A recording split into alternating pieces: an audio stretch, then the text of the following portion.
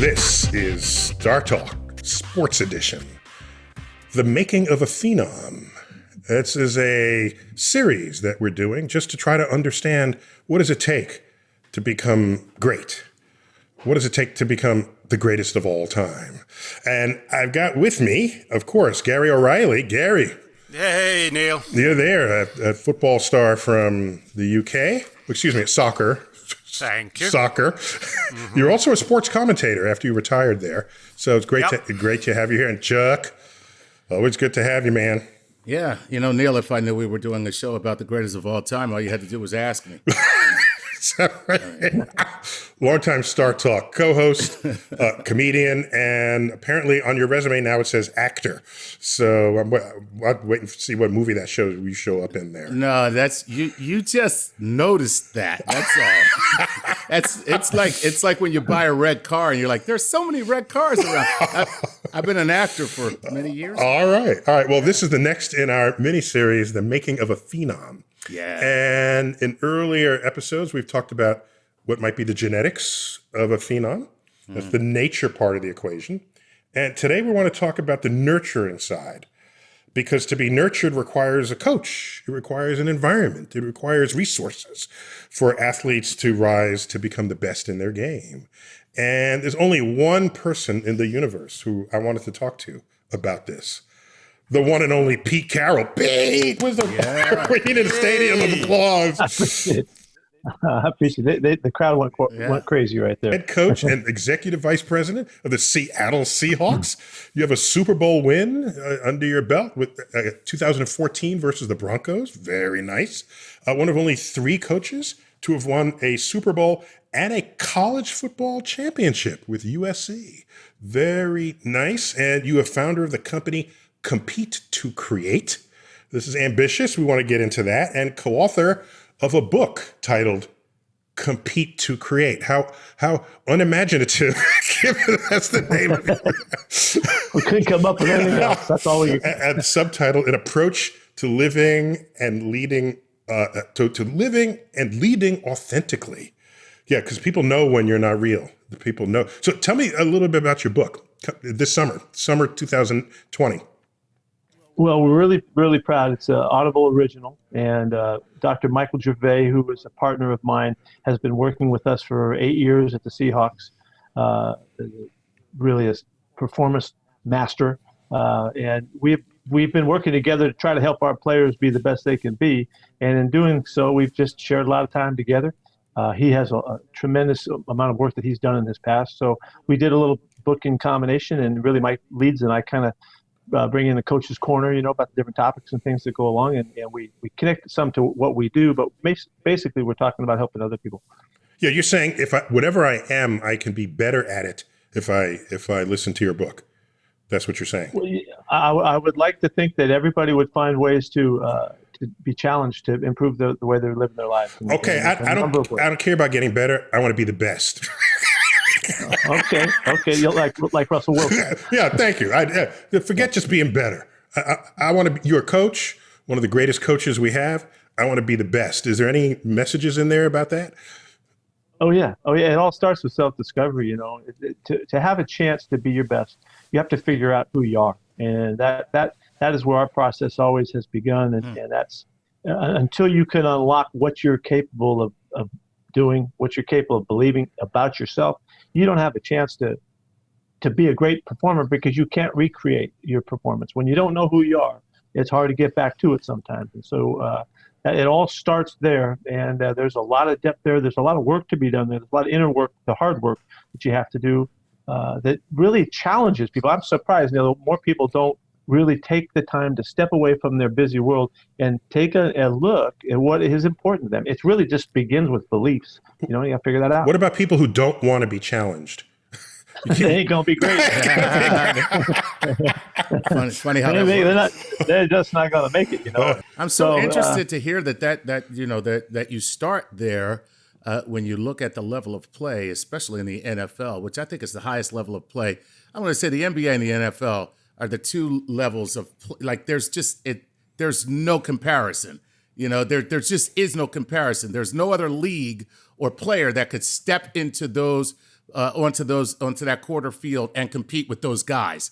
So with that being said, have you ever seen someone do the work you just talked about and elevate themselves because they unlocked that discovery? Not really, not consistently. Okay. Yeah, you did a lot of hammering on Gary's sport here. So he sat back and let you say all that and not mention soccer. He was very poised back there. I'm sure he's getting ready to fire away.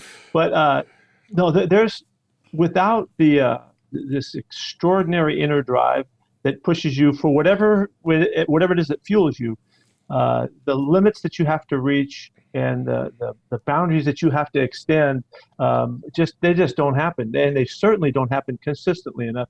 I mean, anybody can have a great day, anybody can have a great game, but can you come back and do it the next day and the next day? And to do that, you have to know where you're coming from, or you can't find your way back home. And so it's really pretty simple in that regard. Pete, are you telling me that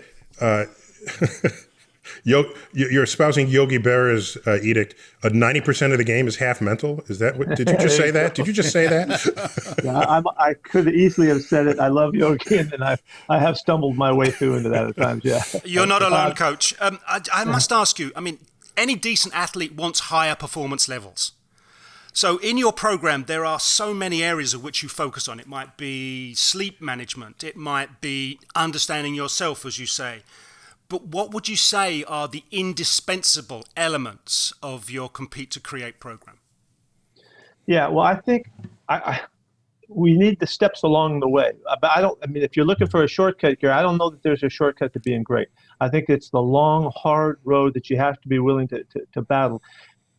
But if you don't have the grit that it takes to persevere the hard work, then, and you have to have a kind of a love for the hard work, so that you keep coming back to the developmental process that gets you to be at the top of your game. So I don't know, without the real inner grit part of it, and I would give you a little definition of that, but the aspect of it is perseverance. You have to keep coming back. You can't come and go, and sometimes you like it and sometimes you don't, and maintain the kind of level of performance that a person is capable of doing. And that's why there's great performers. The great performers that we always study are ones that not only have the athletic ability, this extraordinary, athleticism, but they have this other aspect of them, and that makes them uncommon and makes them unique and makes them a pain in the ass and makes them just keep coming back. Wait, Pete. If this is about self-discovery, then what do we need you for?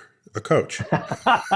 Well, the problem is, and I ask this all the time, Neil, that I'll if I'm talking to a group, I did it with a group of generals one time in a special forces unit get together, and I asked them, okay, how many people out there have a philosophy? And they raise your hand. So about a quarter of them raise their hand, and I said, of those people, keep your hand up. Of those people raise your hand, how many could stand up here right now and tell us from 20 words or less or whatever what your philosophy is? And all the hands come down. And there's like two guys that can't wait to tell you, and I don't want to hear their philosophy. But the point is, it was just an exercise. It was not. Yeah, right. It wasn't real. But the point is, so few people have taken the time to step aside from their normal life and really categorize what it is that they're all about. And it's the process is not that complex. It's just tedious, and you have to have the drive inside that you want to figure this thing out, because you got to get through it so that the words that you put down on the paper that describe the things that you believe in are so comfortable with you that, yep, that's it. Okay, no, I got one word that's wrong here. It doesn't feel right. You have to dig into it so that you really find out authenticity of those statements that start to work, bring about the philosophy that you generally do. It's a series of the beliefs that make the philosophy, but you got to do the work to get that done, and not many people are willing to do that. So that is fascinating in that, the way you're framing it, which is extremely positive, and you seem to be that kind of person. Like when you watch you on the sidelines, it's like watching coaches is a whole nother entertainment in football that football fans really know about. And like all coaches have different personalities, and you seem to be more of a like, yo, we're gonna do this. Let's get this. Whoa, let's get at this. Like, and what you just said right there was framed very positively. Have you ever come across a player who comes to that place from the negative? maybe without an Sure. express philosophy, but they get to that same place, but from the negative. Oh, yeah. And what does that do? Yeah, optimism really reigns in our program. It's I really live my life thinking something good is just about to happen. So, I mean, that means no matter what just happened, I think I can find a way to turn that, So that's one end of the spectrum. But I've had guys for years that don't see the world that way at all. And so you have to work them around. And one of the areas that's one of the parts of the program and in our book is talking about self-talk and how you speak about yourself and to yourself. And that's a very powerful tool. And the people who come from the negative often see the negative. They often point out all of the things that could go wrong and all that. So we have rule number 2 in the program is no whining, no complaining, no excuses. That's a big rule. But that's rule number 2. And when somebody starts talking to the negative, then they become a rule number 2 violator. And they get hammered, because we illegal procedure. We're calling foul now, because I don't want that talk to affect somebody else's mentality. Right. Somebody else may be going to a good spot, and then all of a sudden you're dragging them down. So it's real important to deal with all different kinds of people, obviously. And lots of times there's a point where you got to say, hey, okay, I know you feel that way. Just shut up for a little bit here, because I don't want you to affect anybody else, and I'll listen to you in a minute. I give guys every once in a while, I give them a little airtime to kind of air out their griefs and their disappointments and their concerns and all that. We give them about 2 minutes, and they don't, and that's about it. So they get a chance to get it out because you got to. But in general, the negative part of it doesn't mean that you can't be a great player. It doesn't mean that at all. It doesn't mean you can't be a great performer. I forgot for a moment there that you're not only dealing with a team full of extraordinary players, you're dealing with a team full of extraordinary egos. They were like the best in their high school, the best in their college. Their name is up on a board somewhere, and so that this is not just managing their athletic ability.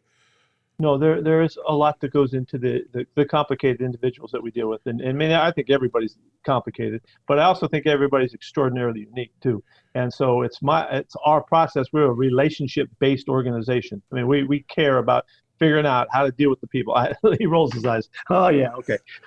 But we are, because I need to know how I can best communicate with the individuals so that I can make sense to them. Because I got to take them a long ways sometimes, and we got to teach them a lot. And we got to hold on to a lot of information. So. You got Russell Wilson here, who's a star quarterback, yet he was like the 12th round draft pick, 75th. Third round.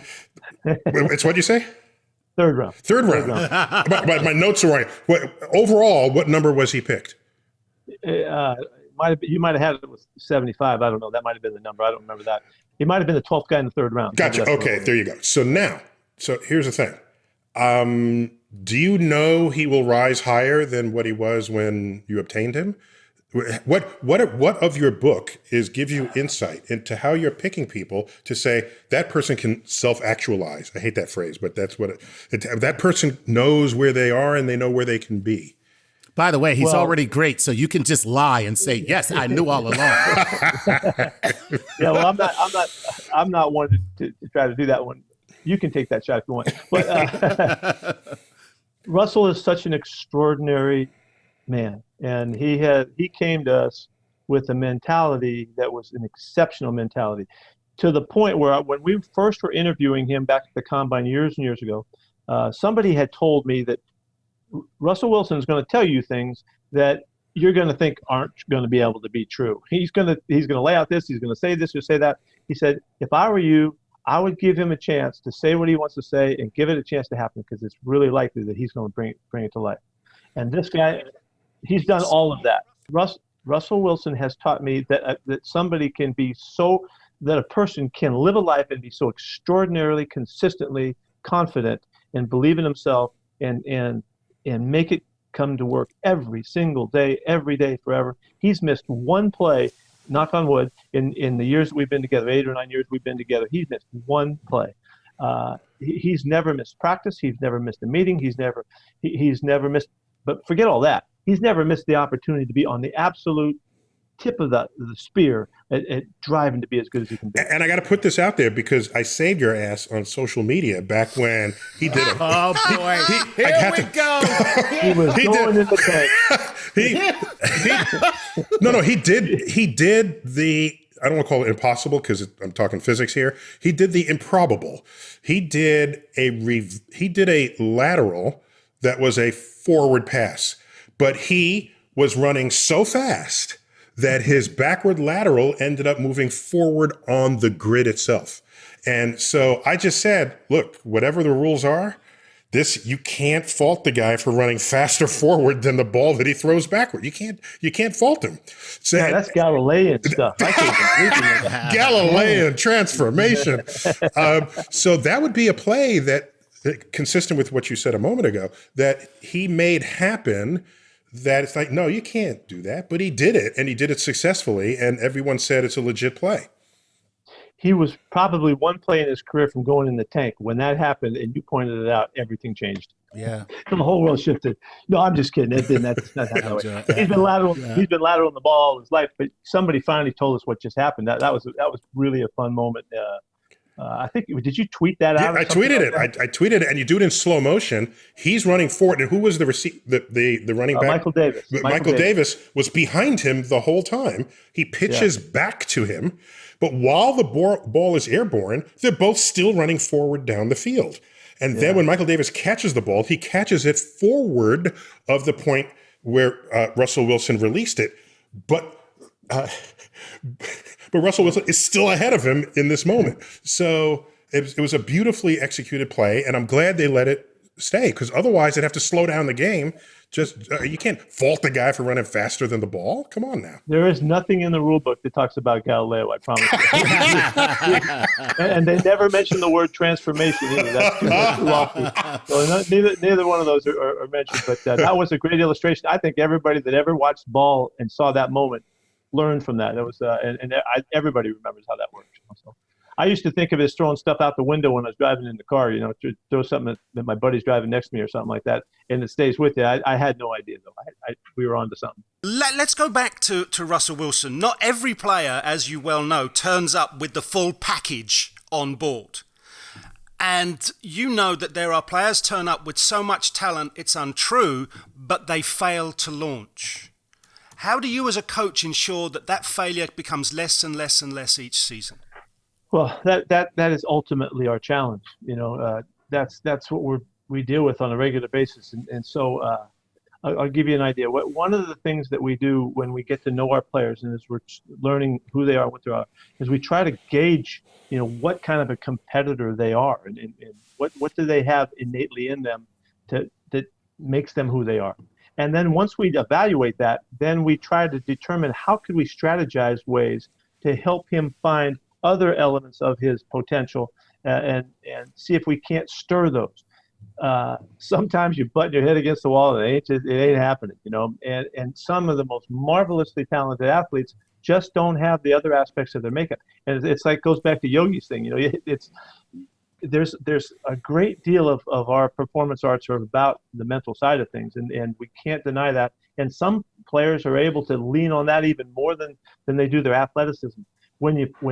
So we're always challenged, and so we have our ways that we kind of put them on the grid in a sense, and we try to figure them out, and then we try to strategize, and we'll even pair them with different people and have different people talk to them, and we'll do whatever it takes, because in our sense, we're competing to figure that out. So that means we are going for it. So we relentlessly pursue trying to find the guy's highest points. And we have found that whole mentality, which has been proven over time, is high expectations really do help people elevate their performance if you maintain a connection with it and keep them connected to it. So it's really cool stuff. Coach, yes. You and I both know, because we've been around people that are like what I'm about to describe, they will not adhere to a disciplined program.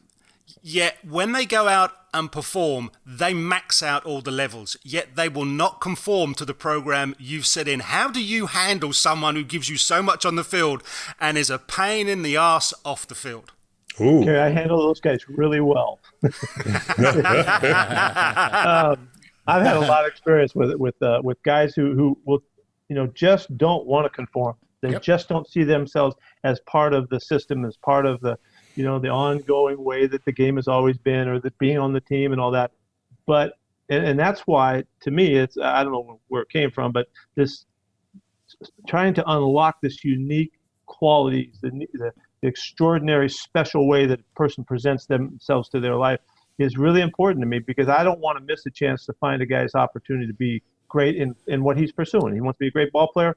Then, and even though all of these reasons get you, I've had guys in my past, particularly back in college, I've told guys, stop trying to get yourself thrown out of this program or kicked out of school. I'm not throwing you out. I don't care how hard you try. No matter what you do, you're not getting kicked out. I'm going to be the one that hangs with you, and I'm going to be there at the end and still be pulling you through and not say, okay, you're screw off and you're out of here. And so I die hard on these guys because I particularly when I can feel it in my heart that they have something to offer and something to find in themselves. So, but yeah, that you have to find the level of communication that works with the athletes that are inclined to be kind of, I got to be on the outside. It's the most typical is the last guy that walks into the meeting room. I mean, like, come on, man. Obviously, you're just trying to make that. Okay, come on. We'll make space for a guy who just can't cross that because that's otherwise that would get in his way. You'd be kicking the guy out of the program. He'd never have a chance to play, and you'd miss the opportunity for that extraordinary input that he would bring. Do you find any that is any position that is more prone to that mentality? So, I mean, there's got to be personality attributes that are, that are pronounced in certain position play. I mean, I'm sure that a lineman and a wide receiver have different mentalities and personalities. I don't know this. I'm really asking. I've never played professional football, but it just seems that way. And I know, Chuck, you wouldn't be one to categorize and throw guys in a heap, right? You don't want to do that. but yes, there is. And there has been it's kind of pass receivers and pass rushers for some reason. Those guys have always been generally the guys that are the farthest out there. And even when you look at it, wide receivers are the farthest away from the football, and pass rushers are the farthest linemen away from the football. There's something about they want to get a long ways away to do their business, but there are always people that cross over. There's guys in all different positions that have made the crossover to be in the knucklehead sometimes, and also the extraordinary, makeup and have the components that make them unique. So, Coach, there's an interesting. You said something I think psychologically deep there. I mean, we're applying this to football, but I mean, we live in a time where there are medications to take you out of different mental states. If you're anxious, if you're depressed, if you're elated, if you're whatever. And in a day before we had these medications to centralize who and what you were, there were many people with great expressions of art, who had these odd personality, Isaac Newton among them. And so what I wonder is, what you have done is you've said to yourself, this person is a package, and I'm going to handle everything in the package. I'm not going to edit it. I'm not going to amputate bits of who and what they are, because that's what they are. If you start taking away one part, you don't know if that's going to be torquing some other part of them that actually is enabling them to perform at their highest game. So I just want to compliment you for seeing that and not being the disciplinarian, because in the end, what have you done? You've taken away the joy. You've taken away the spirit energy that these players had that got them there in the first place. Neil, what he didn't tell you, though, is that he puts ecstasy in their Gatorade. No, we don't. I just naturally infuse that. But what I would say, there's a couple things. You opened up a real interesting area here.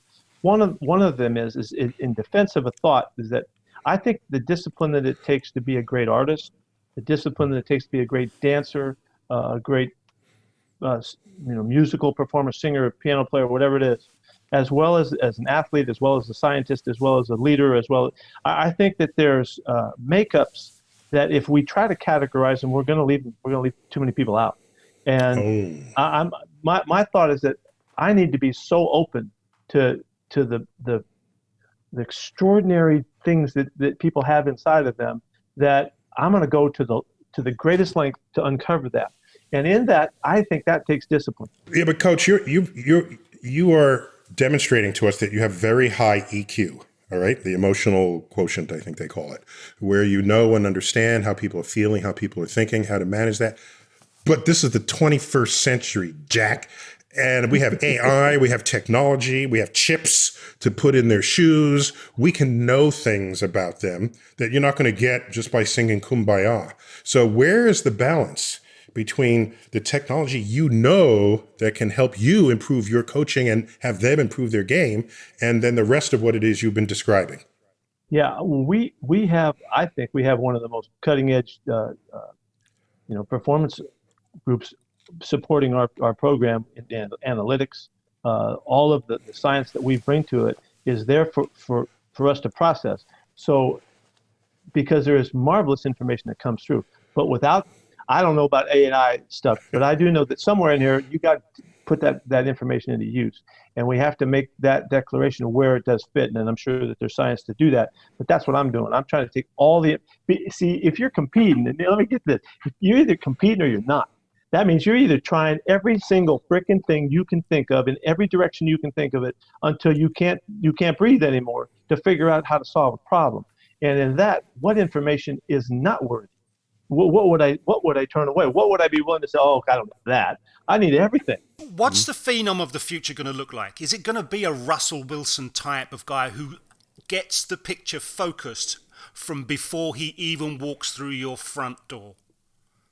Well, yeah, I don't think we're going to be able to add so much to make a person an extraordinary competitive, performer. I don't know that we have that. We can enhance it. We can do a lot of things to improve them and make them more disciplined and find the repetitions that they need. But the really extraordinary athletes are, they're kind of born, I think. The point I would make to that is that we're more able now than ever to teach young people what that is. What is that they might not have been able to understand that was working inside them and it got misdirected or misguided, that they can say, hey, wait a minute, I see things like that guy sees it. I can feel I can sense what he's sensing. And it takes them and they slowly gravitate their way to becoming something that always they had the potential in but hadn't been inspired yet, And so I think that there's going to be more and all that.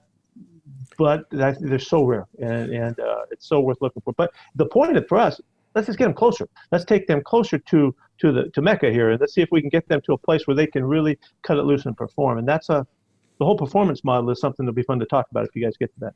Well, this is very high wisdom. We got to call a break here for this segment, but when we come back, we're going to have Angela Duckworth talking about awesome. death. We knew she'll catapult us further in this whole concept of grit and how it distinguishes those who achieve from everybody else on Star Talk.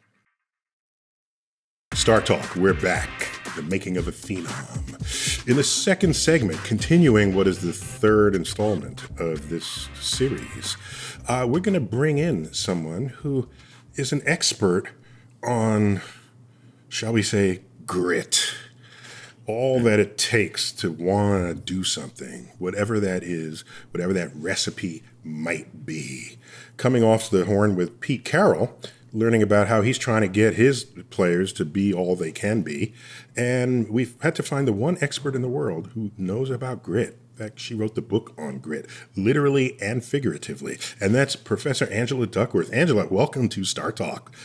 Hi, Neil. I'm happy to be here. Excellent. You're professor of psychology, University of Pennsylvania. Very cool. Author of Grit, The Power and Passion of Perseverance.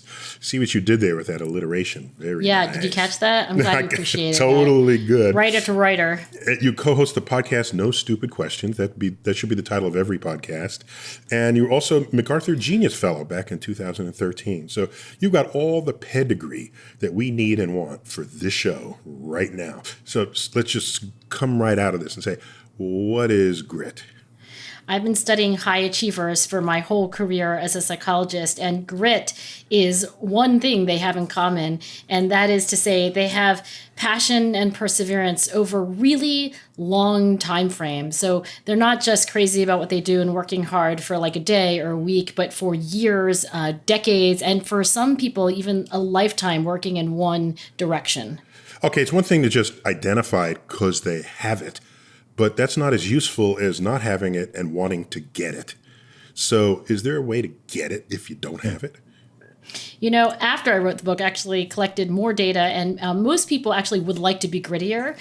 Some people... That's a thing. But, you might ask, right? Like, why did I write a book? Maybe I should have done that before I wrote a book. But, some people, by the way, don't. They're like, I'm good. And I actually didn't have many people at all say that they'd be like, happier if they were less passionate about what they were doing, less hardworking, less resilient, less persevering. So how do I get more of it? I mean, first I'll say, I think almost everything about you, like how talkative you are, how gritty you are, how detail oriented, really anything about you psychologically, I think can be changed. And I think for the most part, you can do something to change these things intentionally versus just like waiting around for age and experience. And, I've lots of suggestions, but I'll start with one, which is just to believe that human nature is malleable. And that's often called a growth mindset, believing that abilities like intelligence or other things that seem like they're fixed and you'll never change them about yourself. It's actually biologically true that we're mostly works in progress. So even believing that you could get grittier should help you become grittier. Because it was one thing humans have, it's flexibility in adapting to circumstances and rising to the occasion. It reminds me of that Shakespeare quote from Twelfth Night, where he said, "Some people are born great, some people achieve greatness, and some people have greatness thrust upon them." So this would be... I'm not going to add any words to Shakespeare. No, you can't. You can't. Can't mangle Shakespeare. Yeah, Chuck, Gary, I know you had some questions for her. Yeah, your research and your findings have been about the individual, that point where you find grit or grit finds you, whichever way this thing works. I go back to what we've just discussed with Pete Carroll. He's saying that he sets up a program in his environment where an athlete will not be thrown under the bus. They will not allow someone to fail. They pick him up and they drag. How important is it to have it from the other way around, where there's grit and determination in the external environment, not just fomenting itself in you? One of the myths of grit is that it's like all about you, that it's like you against the world. And actually, when you study people, women and men who are truly great at what they do, I mean, whether it's being a football player or a civic activist or, physicist, they almost invariably, and in my research, like every time, have other people who are helping them, right? Most obviously a coach, but also your teammates, but also, your family, a significant other. So I think that one of the reasons why I like to study Pete as a, example of grit, but also somebody who is intentionally cultivating grit is that I think he gets that, right? Like he understands that nobody is going to be an individual against the world who's really passionate and persevering. Everybody has to be part of a group or a team that is all of those things. Well, it's necessary, but it's not sufficient, because you can shower any random person with all that level of support and they're not going to rise and become a pro football player. Right? Yeah, they don't use a lottery to do the NFL draft, right? And, right. Famously, the NFL draft is imperfect, right? So, every season, people like to talk about how coaches or scouts or GMs got it wrong with, picking this person over. But after the fact, especially, yes. Yeah, after the fact, when it's very easy to, look in the rearview mirror and say, well, you woulda, coulda, shoulda. But right, I think you can't take like any random person, put them on the Seahawks, and expect them to be Russell Wilson. So it's not either or. It's when it comes to like human nature and performance, it's always both and. Mm-hmm. So what role does talent play in all of this? Let's say you're incredibly talented. And quite frankly, for some people, things come easier for some than it does for others. So for that example, Chuck, for this question, we're defining talent as the thing somebody seems to have without having really tried hard. And then say, well, let's develop that talent, and everyone focuses on them. And so I'm curious about that, because I'm not a big fan of thinking that someone has abilities because of some inbred talent. I'd like to believe, however delusional I am, that how good you are is how hard you've worked at it. So, yeah, I'm curious, how does the word talent rest with you? Well, the concept. I'm in your camp, Neil. Let me say, I don't think everybody's born exactly equal in all talents, right? So that's naive, but I don't think that's what either of us are saying. I think what we're saying is that when you find somebody who is truly world class at what they do, it sometimes seems like they were born doing that. It sometimes feels like they have some supernatural ability that everyone else doesn't have. That's what makes them so great. But if you actually look under the hood and you find out, what were they like in their first year, second year, third year, you so often find that there was a learning curve and there were hours and hours of practice. We're having this conversation shortly after Anders Ericsson passed away, the world expert on world experts. And he had a very strong opinion on this. I mean, he really did. He had the extreme view that, there are hardly any real genetic differences in talent. But I think the message, whether you want to go that far or not, is that greatness is earned. Yeah, we in an earlier show, we had talked about who's our famous swimmer with 87 gold medals, Michael Phelps. Michael Phelps, he, you can say, oh, he's got the body type and he's got this and he's got webbed toes or whatever you're going to double jointed. Exactly. Right? Yeah. And then you realize the guy's in the water 16 hours a day or whatever the number is. The guy is working out all the freaking time. And are you doing and that? the gills help. The gills do help. So when we drill down to this, do we get to the bottom layer and go, talent is overrated? I think talent is overrated. I think effort is overshadowed, right? I mean, so many young people in particular count themselves out because, they look to their left, they look to their right, and they see somebody who's, better than them. And actually, it's getting things faster, right? I mean, we've all experienced that, right? I remember, I don't even think I know I wasn't the smartest person in my graduating class in college. I'm pretty sure I wasn't the smartest person in my high school. I may not have been even the smartest person in my elementary school homeroom, right? Wait, just to be clear, didn't you graduate summa cum laude?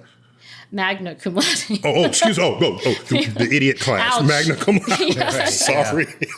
Yeah, I'm still getting over it. So sorry for you. Yeah, just for the non-Latin fluent people, you can graduate cum laude, which was honors, and then magna cum laude, high honors, and then summa cum laude, highest honors. And so you were just high honors. Yeah, I was just high honors. Yeah, nothing special. I just hear phenom. I can't speak Latin, but I just hear phenom when you explain it to me like that. Okay, Professor, this is eating away in my head now. We've had this discussion because we've all been here. You're going to do that until you get better, right? So if you do your effort and your energy, but you do it under duress because it's a punishment or your technique is poor, surely I'm dedicating myself to the task. I'm putting in the effort.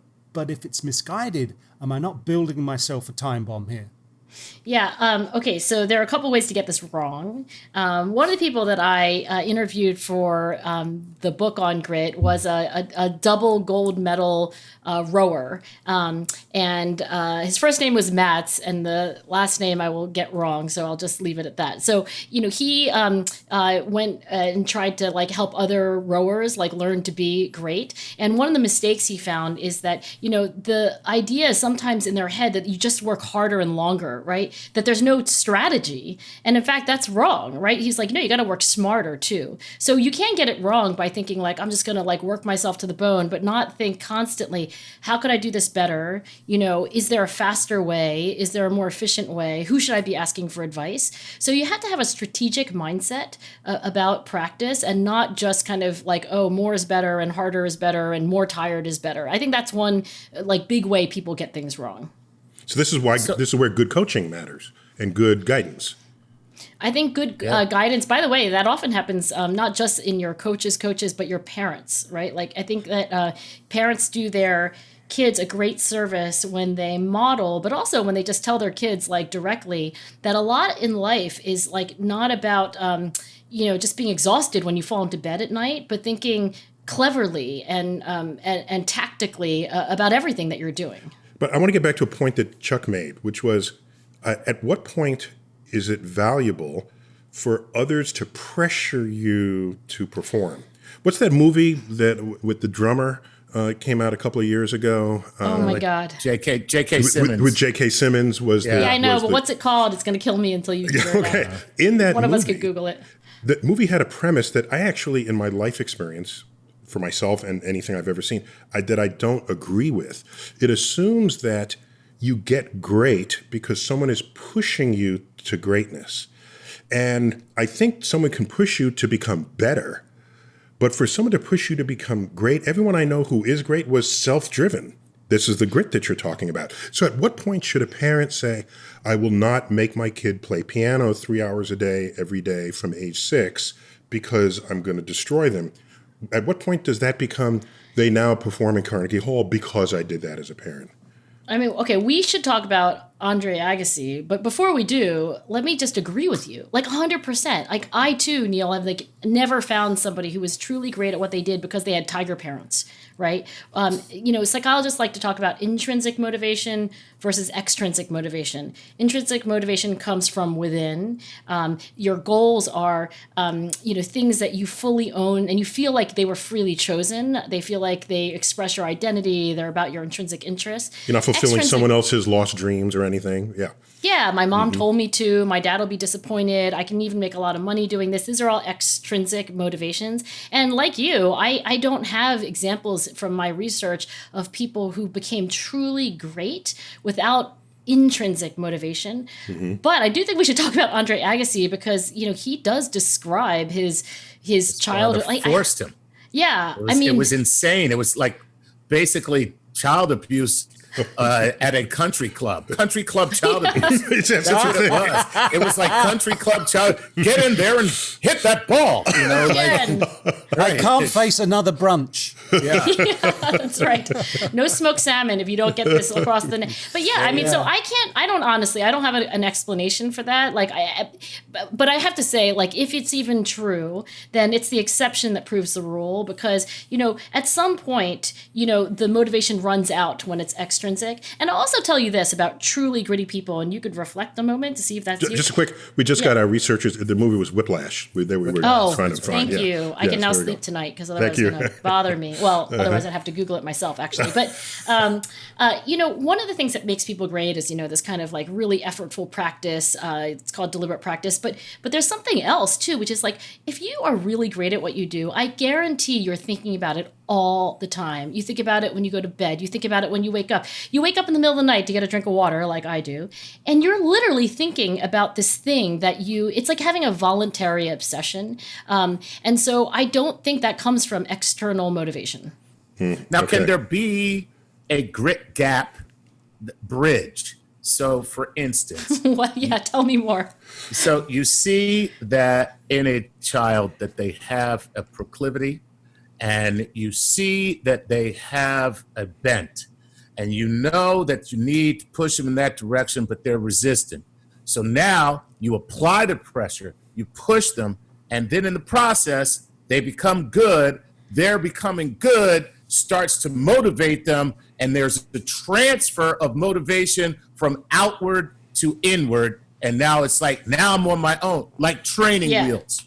Yeah. Okay, so Chuck, brilliant. Get them across the gap. Get them across the gap. Yeah, I don't believe in basically substituting your motivation for your kid's motivation or your player's motivation for years. But you're absolutely right. Like every great coach knows that there are good days and bad days, and that there are days where people come in and they're really confident, and that there are days where they come in and they are not. And one of the things that coaches do is they are that bridge for that little bit. Sometimes that takes the form of pep talks, but very often I'll tell you what coaches do is that they strategically set up the next few experiences to provide some small wins, right? So they know that they've got this cycle of confidence and performance that can be positive. They know it can be negative too, and they just kickstart the cycle with a few. I even know one coach, he actually lied. He would have he was a track coach, right? And so, he had an excellent track athlete but had a little slump, was feeling really down on himself. And he was like, you know what? I know you weren't feeling great today, but just take 4 laps, right? Let's just see how you're doing, but give it to me, right? And he just lied. He just was like, oh, wow, that was a PR, right? And, you can't lie too much, and I'm not advocating lying, but I do think that there are gaps, as you say, and a great parent or coach in strategic ways, helps fix those, but not I'm substituting my motivation for your motivation for a decade. Right. And that's Angela, coaching psychology because you need that, Neil. When I was in college, we had a very rough wrestling schedule ahead of us. And I think the coach was worried that we'd get trounced. And so in the calendar, he put in these other schools before the main season began. And These are sort of lesser known competitors. And we just kicked ass the first part of the season. And we all felt pretty good. So this is unfortunately that strategy doesn't work well for those people, but for the other folks. For you. But did you learn something from wrestling that you feel like, did you learn like life lessons from wrestling that, helped you become a great scientist? In fact, yes, I did, but we got to take a break. And will you stay around for our third and final segment, which we call Shoot the Shit? Can you hang out for that? I can, but you're not going to make me curse, but yeah. Okay. Okay, shoot the stuff. How about that? I'd like that. Yes, I'll You like that? Okay. Great. When we come back, more of grit expert Angela Duckworth on Star Talk Sports Edition when we return. We're back, Star Talk, for the third and final segment of Star Talk Sports Edition, The Making of a Phenom. We're having a most excellent conversation with the woman who wrote the book on grit. And Angela, what's the full title of that book again? Grit, the... Power of Passion and Perseverance. Power of Passion and Perseverance. And you're a professor of psychology at University of Pennsylvania, right there in Chuck's hometown. That's right, Philadelphia. Philly? I didn't know that, Chuck. Yeah, I'm originally from Philadelphia. Yeah, we get it too often. Go Birds. He's an Eagles fan. Yeah. Yes, sir. Okay, by the way, Chuck, I did the count one day. There's like at least 24 professional sports teams that are named after birds. So you can't just say Go Birds and have anybody know what the hell you're talking about. There's only one bird. There's only one bird. See, that's the thing. The Orioles are birds. The Seahawks are birds. The Blue Jays are birds. No, sorry. The Cardinals are birds. No. There's only one birds when you're talking about football, and that's the Philadelphia Eagles. Fine. By the way, we won't break into song, but we could if we wanted. Yeah, and the eagle. When you think about it, of all the birds you named, the eagle is the top of the food chain. So I mean, look, eagle versus Oriole, right? Yeah. The Oriole loses. That's an ornithological disaster. Okay. Yeah. Yeah, most birds will lose against an eagle for sure. So we left off with the break. Angela, you had asked me whether my time as a wrestler contributed any insights. I think wrestling itself requires a bit of grit. Maybe not in the academic sense that you're describing, but it's just you and an opponent, and it's in every bit of muscle coordination, strength, agility. And so there's such focusing of that. And if you lose, you lost because the person beat you. You can't blame it on the other team member that somebody dropped your pass. There's none of that.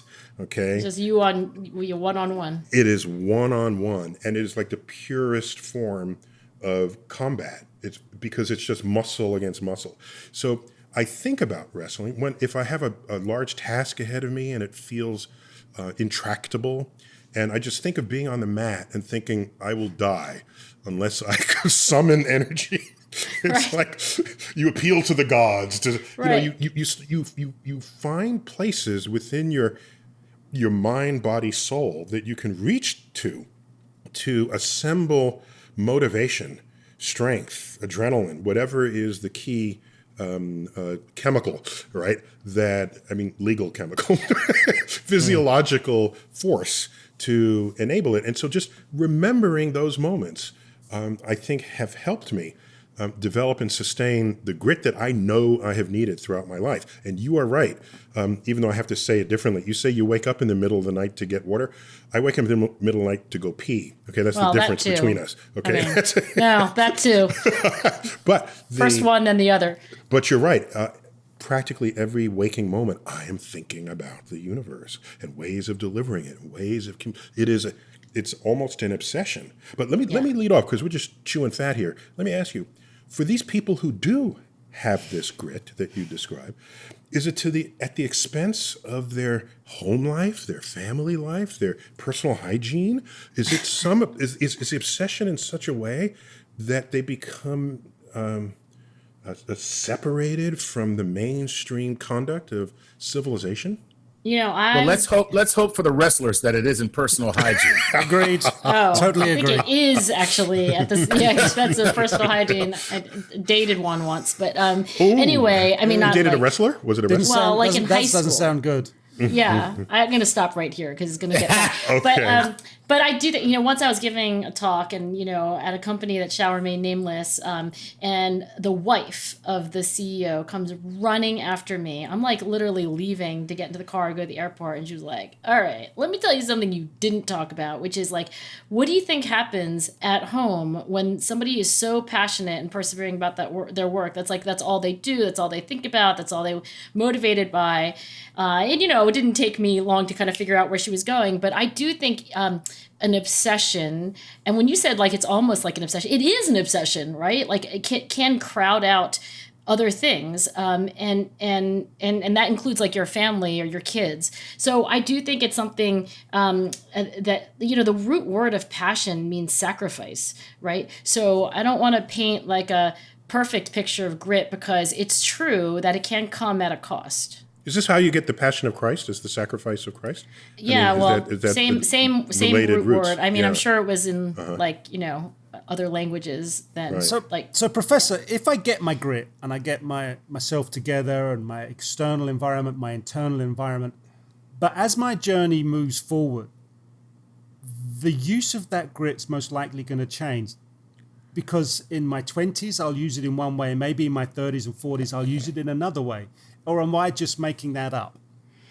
No, I mean, I think as you like evolve, I mean, when you're a rookie, right? Like what you need to work on is like just different. I mean, also, by the way, most athletes and even most people who aren't athletes, like they're employed in some company or something, they're not leaders yet, right? Like usually you don't lead until you're in the game for at some point, when you're a leader, the young people who are under you are better at you at certain things. You're just like coordinating everything, right? So I do think the challenges are different. But one thing I really admire about these paragons of grit, I like to call them, these like women and men who are maximum in passion and perseverance, is that they never stop learning.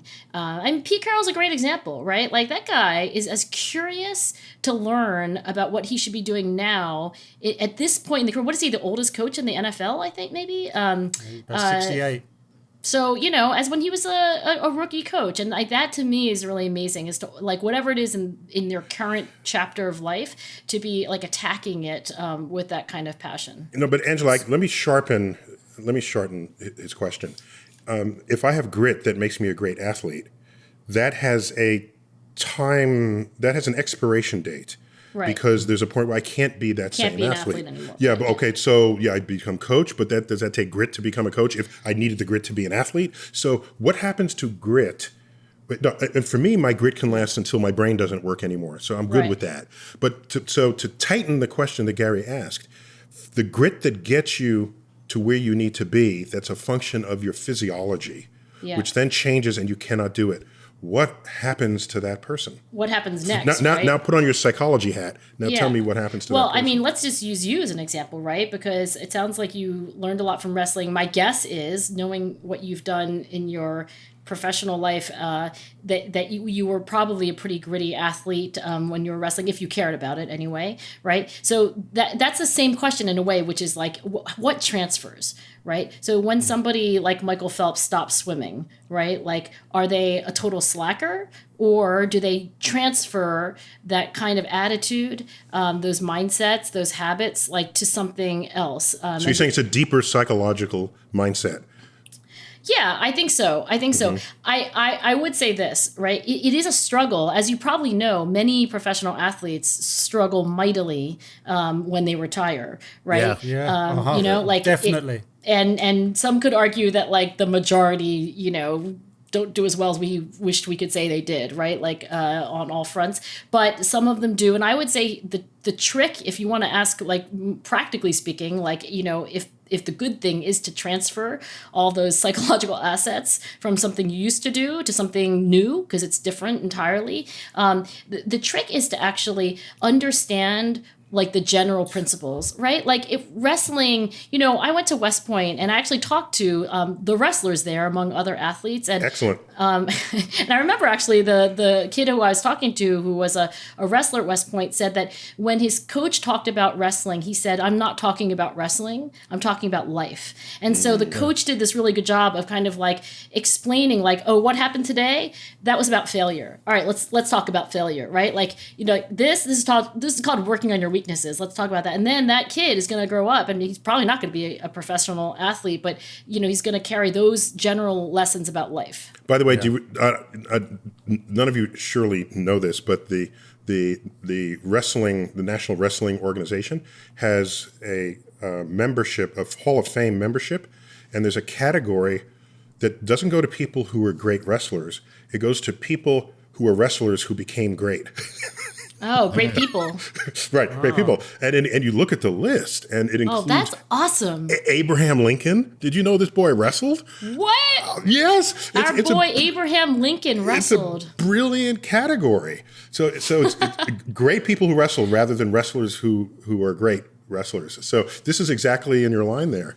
Yeah, and maybe we should be like sharing that with kids, right? So that they could understand that, like, look, you're not going to play, tennis forever, or you're not going to run track forever, but like you're learning these life lessons. Mm-hmm. Let me ask this, because I'll use that because I'm British. So you don't know how strong a tea bag is until you drop it into hot water. So if you use that analogy with an individual, all of a sudden this person is in a situation and the grit surfaces, but they've never ever displayed it before. How do you encapsulate that? Well, they have third-degree burns all over their body. For starters. Yeah, you're going to have a disclaimer on your show notes that you don't really mean that we should drop kids into hot water. Okay, so I do believe that, sometimes people rise to the occasion, right? Yeah. And like they can display character that, maybe wasn't obvious before. This is Shakespeare, greatness thrust upon you. Yeah, exactly. But I'll also say as a psychologist, like it usually doesn't come out of the sky, right? Usually when people are, great under pressure or demonstrate sterling character under like conditions of adversity, it's not like there was no symptom or sign of that prior. So I think greatness can be thrust upon you. I certainly believe the opportunity to learn is often thrust upon us. And we got to bring this to some closure, but let me try to get your final reflections, Angela, on the fact that if you, does the grit, if a person keeps failing and they keep coming back, trying it a little differently, okay, it's possible to have grit but not actually succeed. So grit itself is not the guarantee of success. But what is the psychological, just getting back to your wheelhouse here, the psychology of the person who failed? Is there the risk? What risks do you face? Getting back to, am I exercising this muscle by failing and recovering? What risk do I face of losing all hope in myself? If you do something like the first year, or second year, or third year, fourth year, I actually talked to this guy. He wanted to become a vet. It's really hard to become a veterinarian. It's like harder to get into vet school than med school. And like literally, I think it was the 11th year that, he's denied admission at all the schools he applied to. And you could ask the question, does Angela Duckworth tell this guy to go for 12 years? Right? So right. I didn't say like, hey. The grit lady, what is the grit lady? Tell me.